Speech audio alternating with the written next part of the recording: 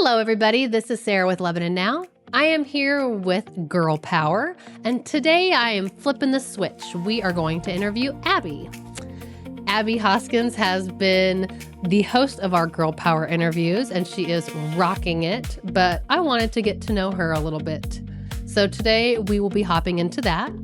First, I wanted to thank our sponsors. This would not be possible without Kim Breeden with Shelter Insurance, Tees, June and Beyond, and Covéll. So, how are you today, Miss Abbey? I am good. Thanks for having me. Of course, and I see that you brought a friend with you today. Got my little sidekick, Winnie. She just came from shots, so she's probably just going to sleep on my lap, but I figured she'd be a good addition. That's perfect, and she's a girl, so she's invited. Oh, yes. Hence the pink collar. Yeah, it's perfect. Okay, so I'm going to jump right in here. For people who know the show, but they don't know you personally, who is Abbey outside of Girl Power? So outside of Girl Power, first and foremost, I'm a mom and a wife. And then I'm a real estate agent, a friend, a volunteer. I feel like I have several different hats, but my most favorite is mother and wife. Yeah, you have a hat rack. Oh, yeah, hat rack. Show. If I could just organize it a little better, that'd be great. But yeah, I've got all the hats. You know, sometimes when you've got that many, you just take one off and just throw it and grab another one. You just do it again. Mm-hmm. I love that. So, what was Abbey like growing up? So growing up, I was very much a rule follower. I grew up super Baptist. Okay. And I followed all of the rules, kept to the book, was scared to step a toe out of line. And really, I don't think I was too hard of a kid for my parents. I was kind of mouthy. Granted, you can't have the perfect kid, so I was pretty mouthy. Yeah. But no, I was pretty easygoing. Even into grade school, I wanted to please my teachers and all of that. I've always been a people pleaser, and that's something I've been trying to break myself of in the last 5 or 6 years. It's been hard, but it's a process.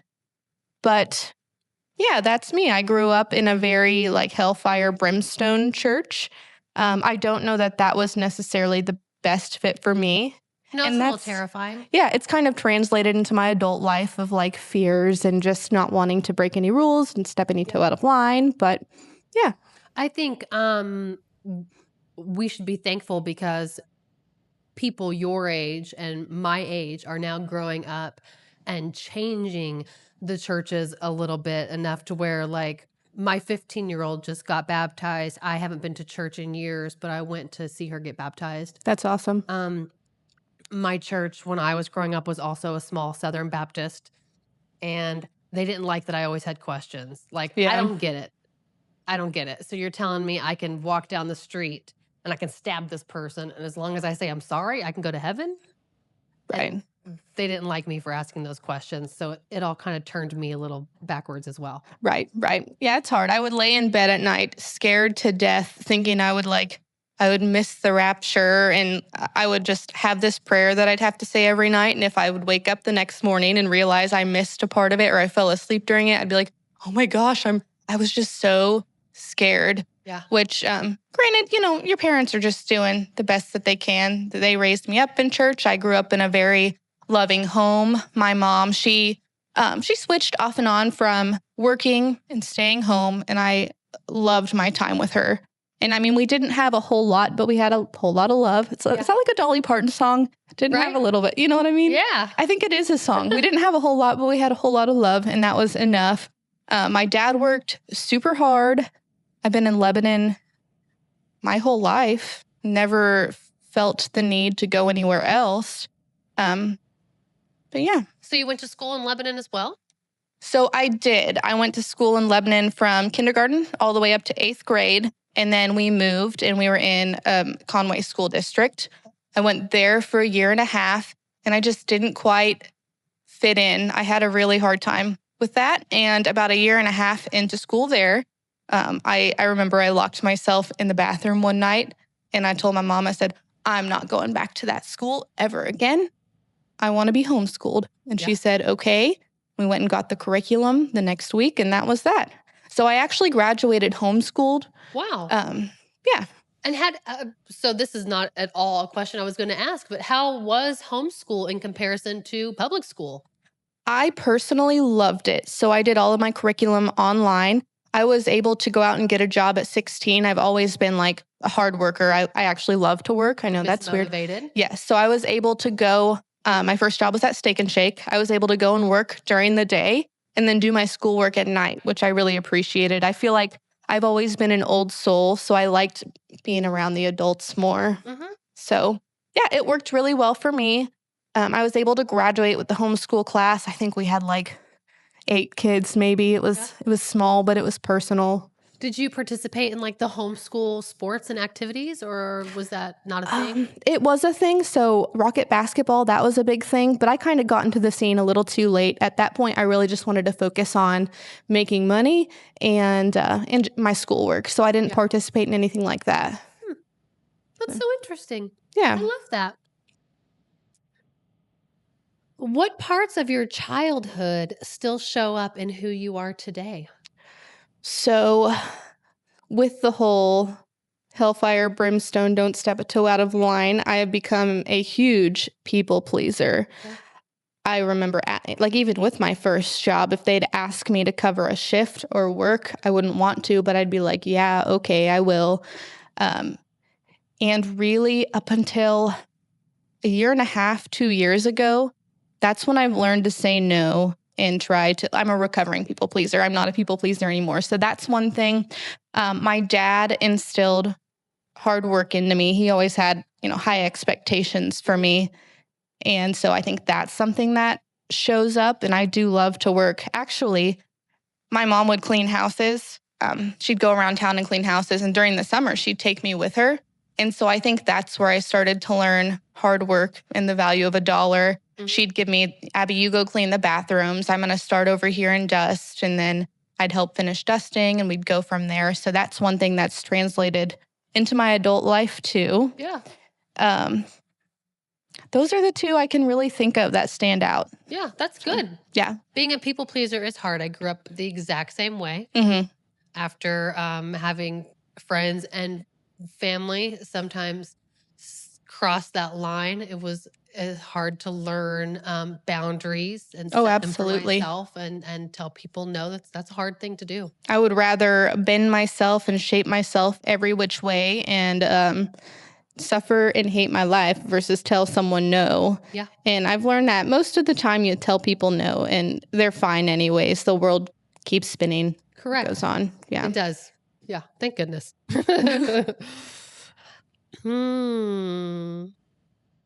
What? You have 2 kids, right? A boy and a girl. Yes. I have Ava, who's 8, and Atlas, who's 4. What have your kids taught you about yourself?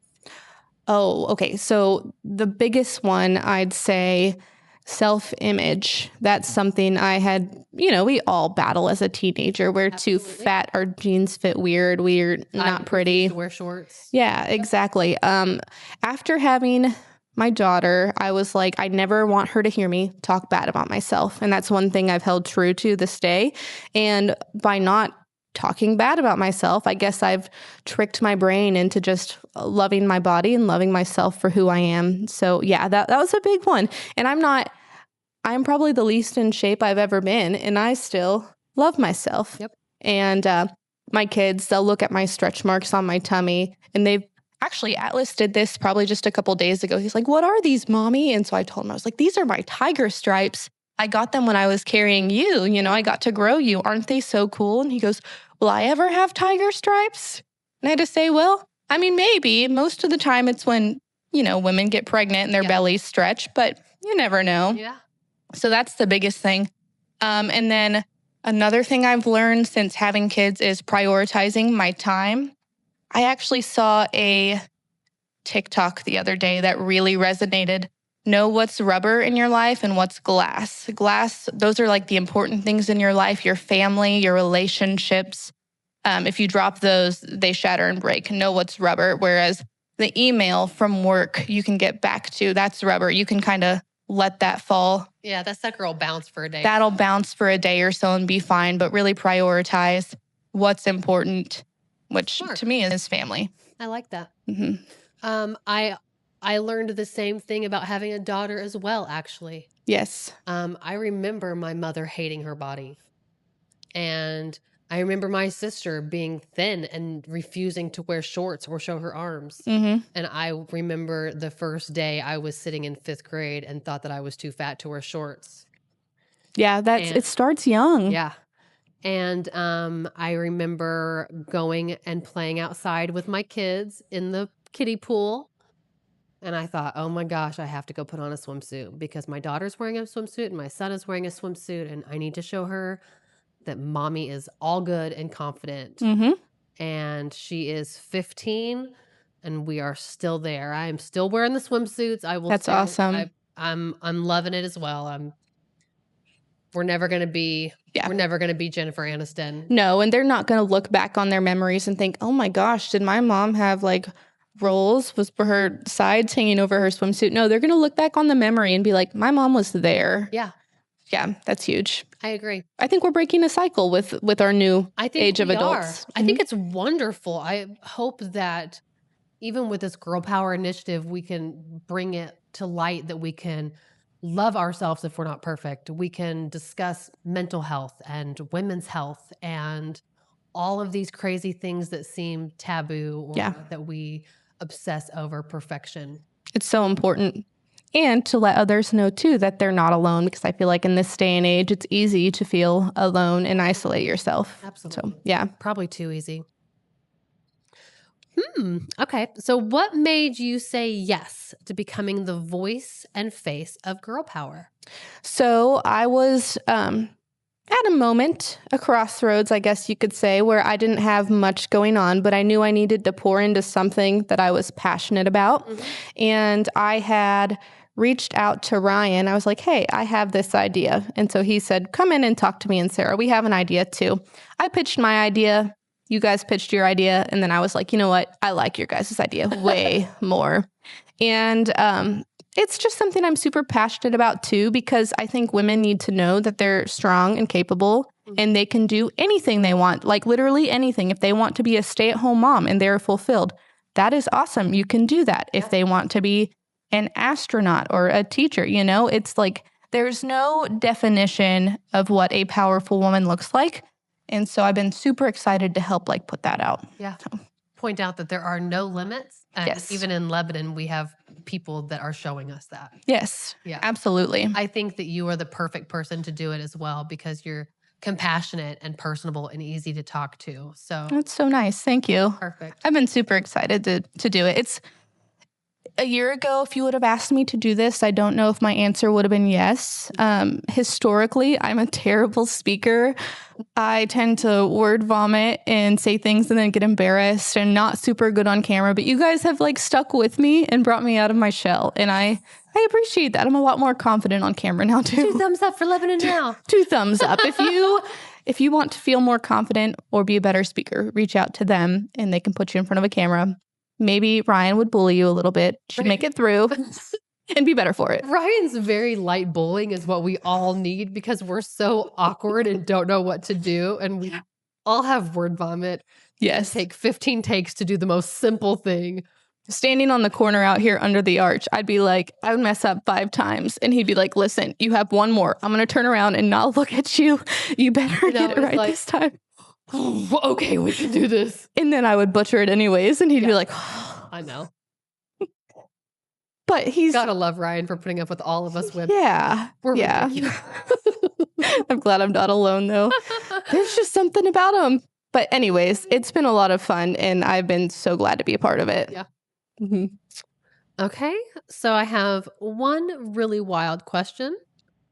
What is a funny or weird thing about you that people may not know besides the fact that you absolutely hate feet? Oh my gosh. I'm going to have to think on that for a minute. I do hate feet. I told Sarah since I was wearing sandals today, she better not look at my feet. Sarah has a weird thing with looking at people's feet. And Abby hates people looking at her feet. So you're making me nervous. I'm not looking. I just hold the paper on the top. Right. I'm trying to think of something. I don't know. I don't know that it's weird, but I feel like I'm a person I can literally get along with anyone. I think I might have some undiagnosed ADHD or something. I can like read energies and whatever version I can tell what version they're expecting me to be, and I'll like be that version. Is that called masking? Is that autism? And empathy, like you pick up on someone's vibe and Yeah. you mask that vibe. Yeah, I think it's called masking. And that's something I had a hard time learning too for a long time. Like, Abby, just be yourself. Be your authentic self. They're not going to care. No. So that's also a learning. It's the quirky things that make you different, that make you so cool. Yeah. Yeah. So that's been a work in progress too. But anything else weird? I mean, I love all kinds of music. You can literally turn anything on the radio and I will more than likely, I'll know it. Okay. Mm-hmm. Okay. From old country to like rap, Kendrick Lamar, I have a very broad playlist. That's awesome. 70s, 80s, yeah. So if you need a road trip buddy, she's your gal. Unless you like silence and no singing, like my husband. Oh, no. You're not compatible. The husbands can go on the road trip by themselves because, yeah, I'd be singing. Yeah, he pops his AirPods in to listen to his audiobook, and every 5 seconds I'm like, hey, we're going to party in the USA. Or I'll be like, what do you think our purpose is here on Earth? And he'll be like, I don't know. Nice. Yeah, a very in-depth thinker as well. Yes, you're one of those, as Ryan would say, follow me down this rabbit hole. Oh, yeah. And my 8-year-old is right there with me. So Chris, he tends to like, he's got a mini-me and he tends to like, you girls are just crazy. She asked me the other day, she said, Mom, do you think, was it birds or butterflies? One or the other. Do you think they were created by the government to spy on us? And I said, Ava Hoskins, you are 8 years old. Where did that come from? Yes, I do think that butterflies were created by the government to spy on us. So she's right there with me. If you say yes, you could give her this really weird complex for like the rest of her life where she never trusted a butterfly. She asked her tag teacher and her regular teacher. And I was like, oh my gosh, they're going to think we're teaching her crazy stuff at home. I guess one was like, I don't think so. But the other was like, maybe. Can you send this note home to your parents, please? Yeah. All right. My last question. If you could say one thing directly to every woman watching right now, what would it be? Oh, I've got a whole list. Actually, I'm also a notes girl, so I save like things I've learned. First and foremost, believe in yourself. You can literally do anything you set your mind to. And even if you're the only one who believes in yourself, you need to be the one that, you got it going on. Yeah. Just like when I got my real estate license, that was something I ran by my husband and my family members too. And they're all like, really? Real estate? And I mean, it's a scary job because it is commission only. If you're not selling homes, you're not making money. Yeah. And I just went into it. I'm like, I know I'm going to do good. I'm going to figure it out. Everything's figure outable. It is. And I'll be just fine. In my first year, I was ready to quit my job at the DMV. I held on to it for as long as I could just because I was still scared. Like, are you sure? Am I actually going to do good in this? But no, I didn't need it. So it's been believe in yourself first and foremost. Be kind to yourself and don't take life so seriously. If it's not going to matter in 5 years, stop worrying about it. Or if it's not going to matter next week. Yeah, just stop worrying about it. Release the stress that you have and life will be so much better. That is spot on. Yeah, I think those are the 3 biggest things. I don't know. I'd have to pull out my list. It's so easy to stress over the little things that when you wake up tomorrow or the next week, that thing is gone and it doesn't matter. And it's so easy to let that one thing ruin your day. Mm-hmm. Also, stop waiting for the right time. The second it crosses your mind, start figuring it out, whether you want to change jobs, whether you want to try to make a new friend. Don't let that moment pass without acting on it because it's never going to feel like the right time. Yeah. That goes with like having kids too. It's never going to be the right time. So you might as well do it when you start thinking about it. Set yourself a goal because it's never the right time.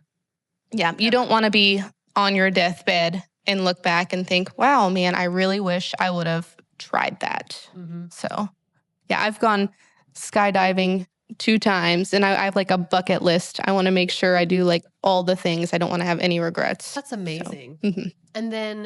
And then you get to leave all those stories behind for your kids and your grandkids. Your grandkids are going to be like, my grandma went skydiving 18 times. Right. You know? That last time I almost puked though. So I don't know. There might be a next time for me, but I don't know. That last time was kind of rough. Any bungee jumping in the future? That's on my list too. Okay. So I think I'd be more afraid to do that than skydive because, I don't know. It seems scarier to me. It seems like you bounce back. I guess. I don't know. But yeah, I've got a whole bucket list. We got $10 tattoos in Vegas. That was fun. That was one my husband kind of judged me for too, but whatever. Once. Yeah, exactly. Awesome. So, well, I really appreciate you being here and letting everybody know a little bit more about you. Yeah, thanks for having me. I think this has been fun. Yeah, me too. All right, guys, we are about to check out. I just want to thank our sponsors again one more time because our shows would not be possible without Kim Breeden with Shelter Insurance, Tees, Covéll, and June and Beyond. And we will see you guys next week.